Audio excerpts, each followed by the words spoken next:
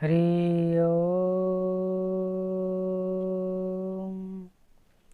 सर्वे भवन्तु सुखिनः, सर्वे सन्तु निरामया, सर्वे भद्राणि पश्यन्तु, मा कश्चित् दुःखभाग् भवेत्। हरि ओम। योगासन। योगासनर नियमित अभ्यास द्वारा शरीर सुस्थ एवं मन प्रसन्न रहे।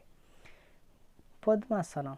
यही आसन रे गोड़ पद्म बा कमल परि होइथिबारु एहाको पद्मासन बा कमलासन कुहाଯାଏ। पद्मासनर अभ्यास द्वारा उत्साह वृद्धि हुए, स्वभावरे प्रसन्नता बढ़े, मुख तेजस्वी हुए, बुद्धिर अलौकिक विकास घटे। यह 15 मिनिट करिबा आवश्यक। तापरे प्राणायाम करिबा नित्यांत जरूरी अटे।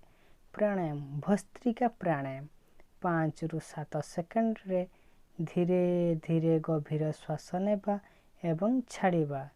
एही समय रे पाटी बंद रखिबा, निश्वास धीरे धीरे धीरे निश्वास नेबा, प्रश्वास छाड़िबा।